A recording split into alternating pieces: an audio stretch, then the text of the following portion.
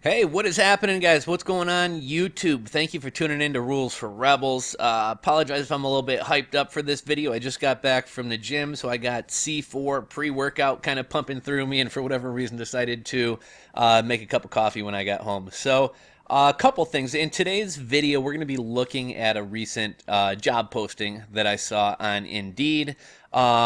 I wanted to kind of stress the importance of everybody freelancing, getting some type of side hustle going, and starting to develop hard skills. Things like graphic design, web design, copywriting, learning how to sell, coding, programming.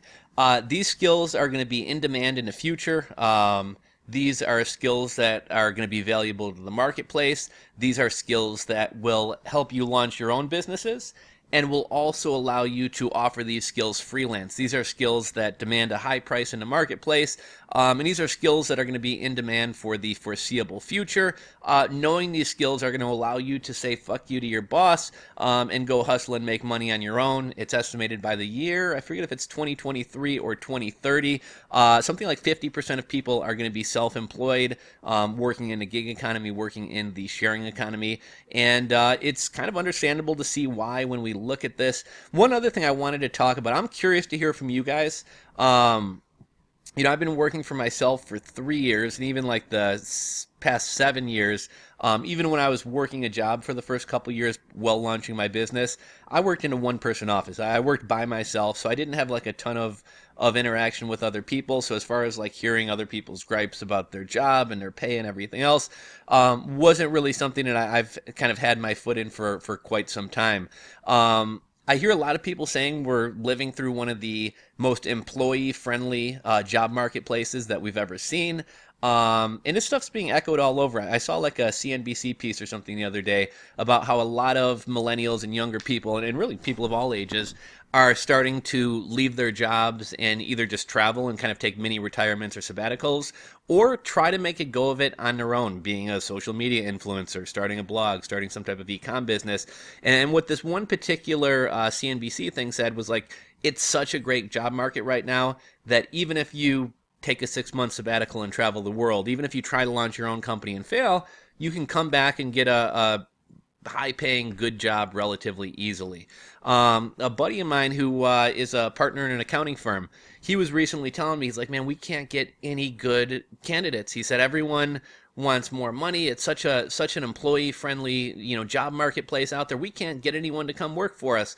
And I'm hearing this over and over, but then I start thinking about it, and like a lot of the jobs that I see being advertised are really shitty, or the pay is really shitty, or they expect you to do four different people's jobs for one job role, or you're working 10 or 12-hour days. A lot of companies have this culture of like, even if you have your work done, you can't go home because you're not part of the team. So people are like sitting around at their office from 4 to 7 or 5 to 8, not doing jack shit, but just so that they're not seen as the first person leaving the office. And I kind of started to think about this with what my buddy said. And if he's having such a hard time getting employees at his work, the market is obviously dictating that more money is being paid elsewhere, so people are going elsewhere. He doesn't work in corporate accounting. He works in like kind of more like tax accounting, business accounting. So pretty much from like January through April, his life is hell. He's working 12, 14, 16, even 18-hour days. He's not allowed to take any time off, no vacations. If you get sick, you better suck it up and come in, because they have a ton of work that they need to get done between January and April. And I kind of started to think to myself, if he says, we're offering people way more than they're worth and they still won't come work here because the job marketplace is too employee friendly right now. And to me, that says, well, if no one's willing to come work for you, you must not be paying enough, or you must not be offering enough perks, or it must not be a place that people really desire to work if you're having that much trouble finding people. But I'm kind of curious to hear from you guys. Like, what is the job marketplace out there? Do you have a feeling that, I know unemployment numbers and all that stuff are low right now, but a lot of the stuff people are doing is like low wage stuff. I saw there's a company near me trying to find like digital marketers and SEO specialists for $11 to $13 per hour. a lot of that, I've been kind of curious. I've been kind of dabbling with the idea of going to work somewhere just because one area that I lack experience. I've done e-commerce, I do digital marketing, I know SEO, I know all that type of stuff. But one area that I have pretty much no experience is working for other people or working on a team. And I notice a lot of people who are hiring digital marketers, SEO guys, etc. They want you to have experience working on a team so that, like, if you're using some type of social media management or digital marketing platform like HubSpot or Sendable or Social Sprout or something like that, on the back end dashboard, you can have different users and you can pass things back and forth and you can task people with different things. And I really have no experience with working on teams or like passing things over to people for approval. So that's one reason, and I've been somewhat considering maybe getting a job for an agency or something like that, is just to kind of get some experience writing copy that doesn't necessarily come natural to me, or writing copy that I'm not interested in, or working as part of the team, or using things like Zendesk or Social Sprout to pass along, different jobs to other people. That's one area that I have no experience. So even as a freelancer, that's one area that I would be kind of weak in if I was brought in to freelance and work with a larger part of a team. I went on one job interview recently. I was meaning to make a video and kind of tell this story. The CEO called me a wild ass cowboy.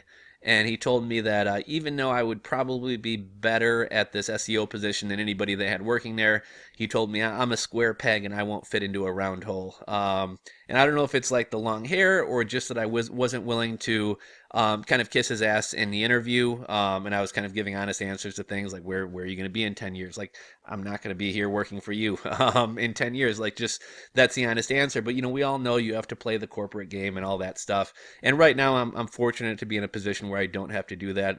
I just locked down a freelance client the other day, so along with some other hustles that should keep me afloat. I didn't really want to go into like the whole social media marketing, digital marketing kind of consulting type thing, but it seems like there's money there, and that's I think one area where I can kind of apply some of the skill sets and knowledge that I have and make money. So, and I can kind of see, like, right now I got one client paying me $1,000 a month.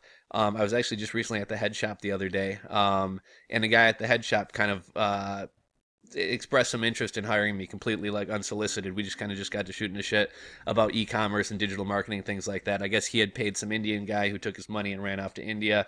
So he was potentially thinking about hiring me to kind of set up an e-commerce shop for him, set up his social media presence, do some SEO, some of that type of stuff.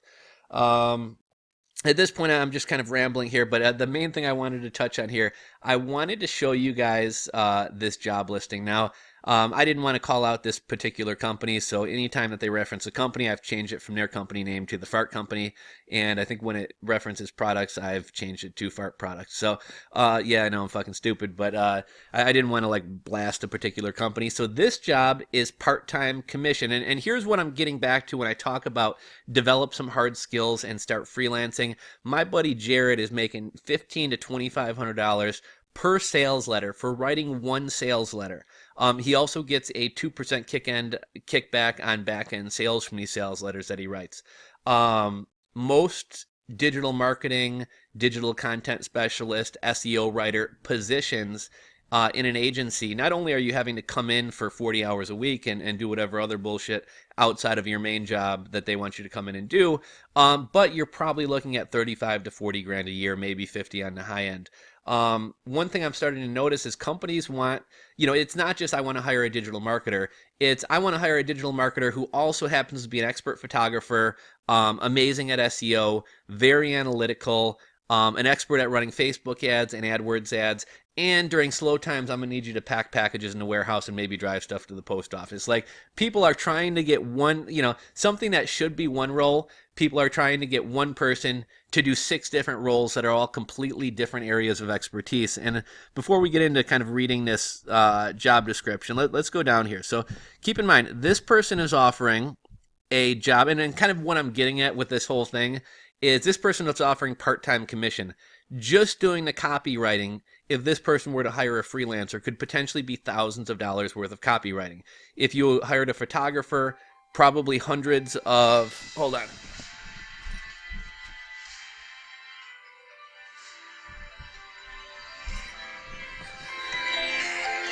Okay, I gotta take this real quick. Sorry, I had to take that call. If this person were hiring a photographer, paying a couple $100s per hour for however many hours need to be however many hours of photography work, as well as like touch up work in Photoshop.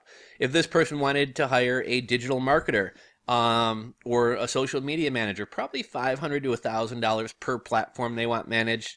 So all these skill sets add up really, really quickly. However, when you work for somebody else, they're going to try to get as much work out of you for the smallest amount of money, which is why I encourage everybody, including myself, to start developing a lot of these skills and start freelancing where you can actually be paid what you're worth. So if we go down to experience, required 3 years of analytics experience, required 3 years of sales experience, required 3 years of SEO PPC management experience, required 3 years of e-commerce experience, UI, user interface, so setting up stores. Required 3 years of e-commerce experience. I'm guessing that's kind of more the big picture. Required 3 years of social media experience. Required 3 years of digital marketing experience. Required 3 years of graphic design experience. And they would prefer that you had 3 years of photography experience. So right there we have 9 skill sets. If you had 3 years of experience in each of these 9 skill sets, that is 27 years of experience. They want to pay somebody part-time or 100% commission for 27 years of specific skill sets experience. Normally you would say, I want to hire a photographer, and then I want to hire a graphic designer, and then I want to hire somebody to do the analytics, and you would hire 3 to 4 people for all these roles. They want one person to be their analytics expert, a sales expert, an SEO content specialist, an e-commerce expert, a social media management expert, a photographer, a digital marketer, and a graphic designer. Each one of these things in themselves is an entire skill set, yet they want one person to be an expert at these 9 different roles and to do it all part-time for 100% commission. So let's go up and read this. So part-time commission. The Fart Company is a company reselling fart products in the U.S., mainly online. We are a small company, and it means that it could be challenging at times. However, our products are truly unique and almost impossible to find in the U.S. since they are imported from France. Whole Foods has a whole French aisle. I'm guessing they probably have some of that stuff. To help grow, we are looking for a candidate that will have the responsibility to increase our sales, carried by his or her expertise in doing and delivering marketing outcomes. We do believe that a good marketer will have the skills to communicate efficiently with our customers via a large array of medias.